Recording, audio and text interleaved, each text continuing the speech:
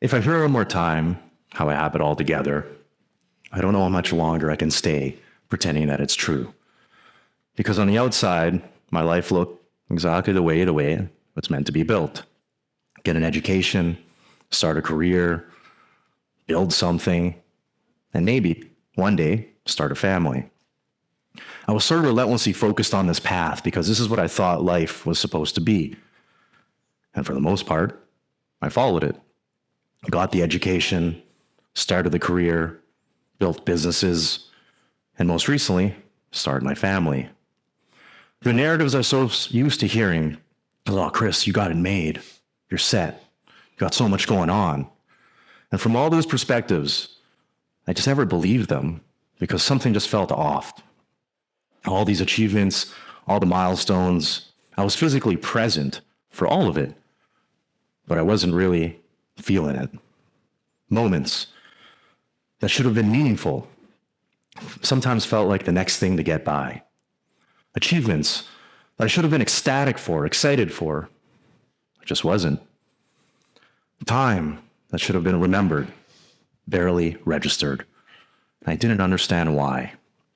At that point in my life, I was quite the bulldozer, working 9 to 5 and arguably still doing this today. Working on the side hustle, building businesses during the evenings, weekends, constantly pursuing whatever academic credential, advantage, anything I got to do to get ahead. It was just innately built in me. So staying up late nights didn't really worry me. It was just something I regularly did. But I remember one particular night, 3, 4 in the morning, working through the night. I remember a night with my newborn son. I know. Thanks. 3, 4 in the morning, house is quiet. Everyone's asleep. I'm working away. I'm just anticipating that storm of late night cries. And it usually means one of a few things. One thing in particular I was always ready for is when that 3, 4 a.m. cry starts, it's time to eat. And for those of you that are parents or new parents or you have nieces or nephews, you know there's that one task that you got to do after they finish eating. You got to burp them. Now, when it comes to the burping technique, I like to think that I've exhausted all of my reliable sources.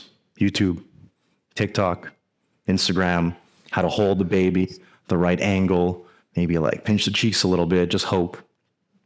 Little tappy taps on the back. And then inevitably it happens. That moment, that little newborn burp. It always felt good, that little burp. It felt like I accomplished something. I did something. I did what I was supposed to do.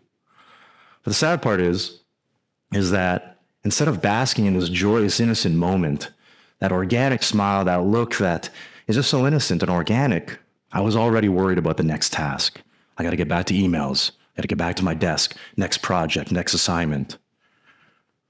To turn that moment into a task, when some parents would do anything they could to just relive that moment, or aspiring parents to just see what that bundle of joy would look like, looking staring back at you, and to feel that organic moment. But instead, I was habitually and innately taught and just had in my mind to move on to the next thing.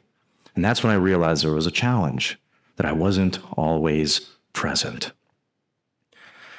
When I realized that, much later on from that moment, I realized there was a larger challenge at hand. It was everywhere. I want you to think back to a moment in your life. It could be anything. Were you really present? Were you there? Think of that last social outing. Maybe you haven't seen friends in a long time. You're all gathered, everybody's laughing, you're having a drink, a meal. Where's your mind at? Are you thinking about that moment in particular, or are you thinking about an errand that you got to run later that night? Or maybe that work presentation on Monday that you're really worried about. Or how about that achievement? You worked so hard to finish that first marathon. Or maybe you bought your first car. Or maybe you got that promotion. How often within moments of those achievements do we already think about the next bigger car, the next promotion? Because your manager said just a couple more years, you're going to be a VP. Or something else. I got to run a faster marathon next time. Within moments, you're already thinking about that next milestone. Or how about even simpler? You're sitting across a loved one. Where's your mind at? Where are your thoughts at? Is it out the window? Is it on your phone for the 50th time that day? Or are you checking a notification on your watch? What do you keep choosing over the moment that you're currently in? All these moments that I just described, they happen. You were physically present in all of them. But how much of that time were you taken away from truly immersing yourself in what those intended moments were meant to be?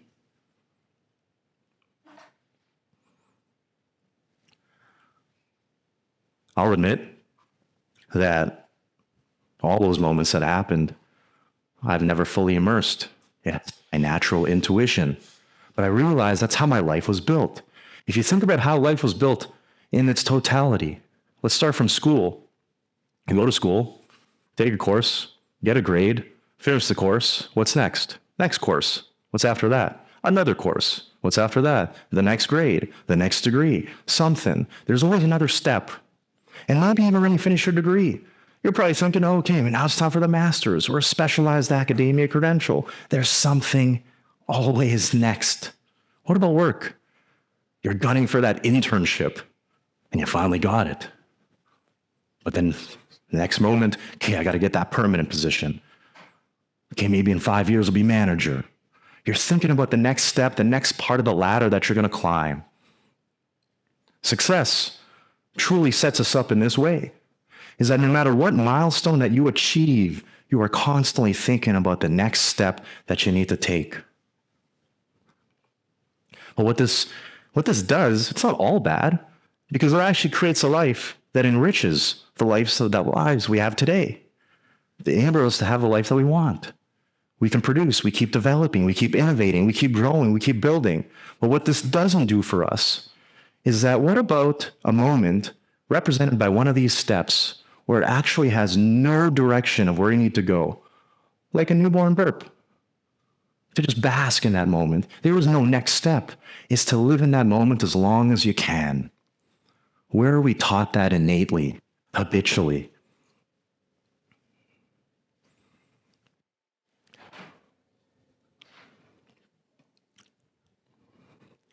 So my son, he recently turned 2 years old, and we threw a birthday party for him at a local community center. And being the procrastinator that I am, probably about less than a week out, calling all these community centers, everybody's booked. You might want to book ahead of time. Long task list, allergies, invites, entertainment, long task list. There's another thing I've learned, especially in recent time, is that my son, he does not care about your task list. He doesn't care about your to-do list. He doesn't care what you got to do next week. He has no conception or distinction between the current present time and any future state at all. He's too cool. He's too worrying about the current moment that he's living in right now. That's what matters most. And the beauty in all of that is that there's a huge learning lesson to take away from this that I admittingly am not very good at. And I admittingly am not an expert at right now. Ironically, I'm here. What I'm here to share is that learning lesson that I've taken away are some new habits that I'm trying to develop, inspired by my son. And the first thing is this, is to notice. If you're on that social outing, you're on date night, you're spending time with family, there's all the temptations, all the distractions that can pull you away from that moment. Notice it, catch it, stop yourself. And then choose. This is also hard because you have to choose to be really, really, really honest with yourself with what deserves your attention. Is it the loudest alarm in the room? Is it something that's deemed critical by somebody other than you? You have to choose what is truly, truly important, what matters to you right now. And then comes the hardest thing to do, is spending time. Knowing where to spend the time. Do you remember the times, I think I see some youth here, but reminiscing back to those times, do you ever remember having a conversation that goes something like, "Hey, what do you want to do today?" "Yeah, man. What do I want to do today? And then I'll get into this vicious cycle of nothingness for the rest of the day. And then fast forward 10, 20 years later, you got a mortgage, you got bills, you got dependents, you got midlife crises, you got every imaginable worry in the world. And you look at that youth conversation and you ask yourself, I don't even know if I showered today. I can't remember. With those two scenarios, there's nothing wrong with any of that time, the way it's spent. But what's so crucially important is that you're conscientious about that time, because where you put your time is where you're choosing your life to be.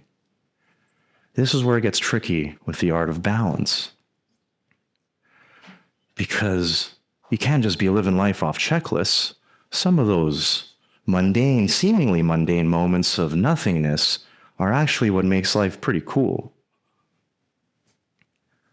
If you're not conscientious of where you spend that time and how you're allocating it, the biggest worry that I have for you is you may look back at a photo like this, where you're trying to remember what that moment was. It's on your phone. You took the picture, but you can't remember the moment. You can't remember why you were smiling. You can't remember what you were doing because you weren't fully present. You weren't all there.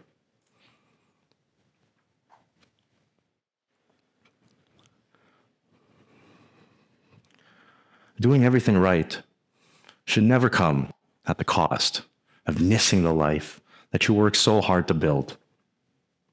Because one day, you're not going to wish you did more checklists, more tasks, more items, more credentials. No, you're going to look back and you're going to wish that when you look at all these moments, all these photos that you've had, and you can recall all those great times that you had, you're going to start to wish that you were more present for all of it.